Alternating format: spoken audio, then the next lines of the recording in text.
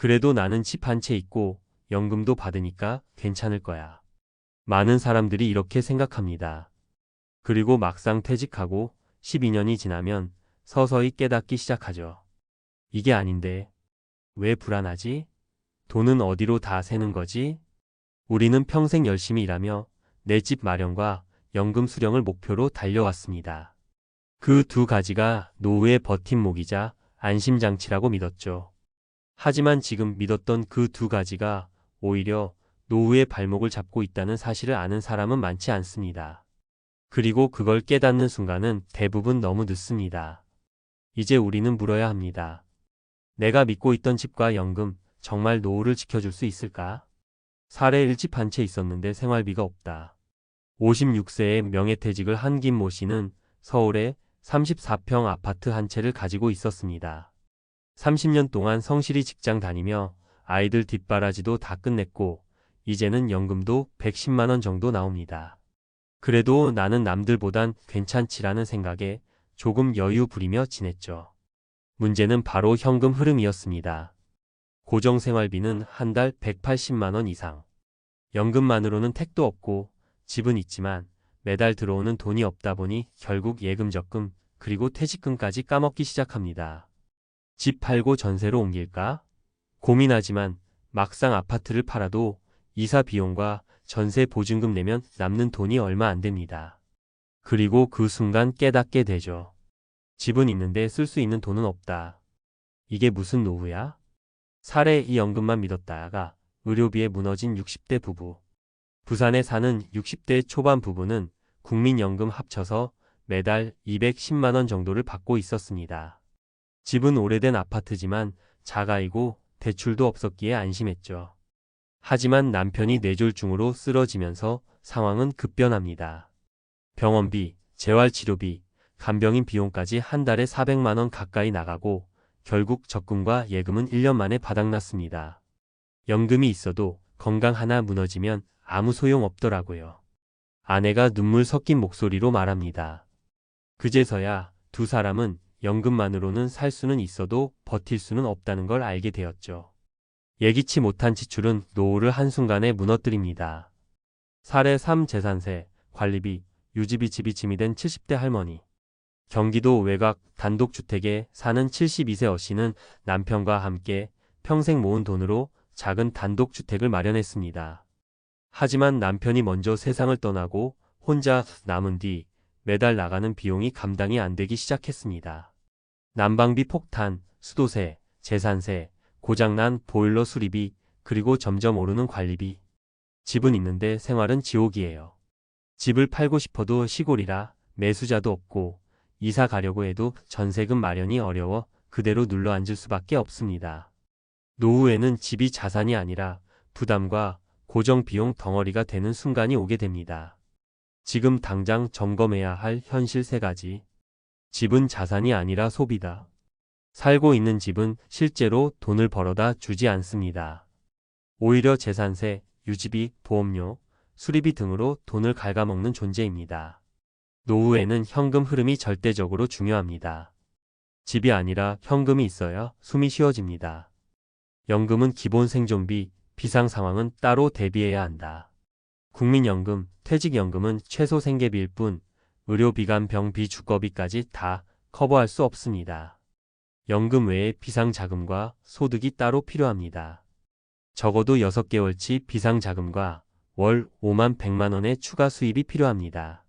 심리적 안정감은 자산 규모가 아니라 지속 가능한 소득에서 온다. 집 한 채, 연금 몇십만 원이 주는 안도감은 오래가지 않습니다.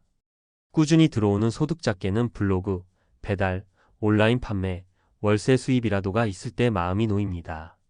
마무리하며 지금이 가장 늦기 전에. 누구도 노후 파산을 원하지 않습니다. 하지만 현실은 너무나 많은 사람들이 믿었던 자산, 믿었던 연금 때문에 무너지고 있습니다. 그렇다면 지금 우리는 뭘 해야 할까요? 지금 가진 자산을 다시 정리하고 현금 흐름을 만들 방법을 고민하고 소득과 지출의 균형을 꼼꼼히 다시 그려봐야 합니다. 믿었던 집과 연금이 당신을 배신하지 않게 하려면 지금이 바로 행동해야 할 때입니다. 전문가, 시선 믿었던 집과 연금이 노후를 배신하지 않게 하려면 앞서 살펴본 세 가지 사례는 단순히 개인의 실패가 아닙니다. 그건 곧 대한민국 중장년 다수의 예고된 미래일 수 있습니다. 왜일까요? 그 이유는 우리가 안심 자산이라고 여긴 것들에 대한 오해와 착각에서 시작되기 때문입니다. 이제부터는 은퇴 준비와 노후 생활에 있어 가장 중요한 세 가지 전략적 시각을 구체적으로 말씀드리겠습니다. 1. 내 집이 아닌 현금 흐름 자산을 확보하라. 많은 분들이 착각합니다. 내 집만 있으면 걱정 없다고요. 하지만 자가주택은 주거의 안정성은 줄 수 있어도 생활비를 만들어주지는 않습니다. 특히 은퇴 이후의 핵심은 지속 가능한 수입 흐름입니다. 해법은 다운사이징을 고려하세요. 서울 10억짜리 아파트를 가지고 있는 60세 남성이 충북 3억짜리 아파트로 이사한 사례가 있습니다. 차액 7억을 정기예금, 배당주, 리츠 REITs, 월세형 오피스텔 등의 분산 투자에 매달 10만 150만 원의 현금 흐름을 만들었습니다. 영모기지론도 현실적인 대안입니다. 집을 팔지 않고도 매달 일정 금액을 연금처럼 받는 구조지만 가족 상속 문제나 이자율 등을 잘 따져야 합니다. 공간의 수익화도 고민해 보세요. 방 3개 중 하나를 1인 임대, 게스트룸, 작은 홈오피스로 바꿔 월 수입을 만들 수 있습니다. 핵심 메시지. 노후에는 뭐를 가졌냐 보다 무엇이 들어오느냐가 중요합니다. 이 연금은 기초와 안전망일 뿐 추가 소득원이 필수다. 국민연금만으로 노후를 버틸 수 있을까요? 국민연금 평균 수령액은 약 월 6,070만 원, 부부 합쳐도 13만 150만 원 선. 퇴직연금이 있다 해도 원리금 보장형으로 굴리면 월 30만 원 남짓. 결국 국가가 제공하는 연금은 기본 생계 수준에 불과합니다. 문제는 세 가지입니다. 예상보다 오래 산다 100세 시대. 물가 상승률이 연금 인상률을 앞지른다. 의료비, 간병비 같은 돌발 지출이 상시 존재한다.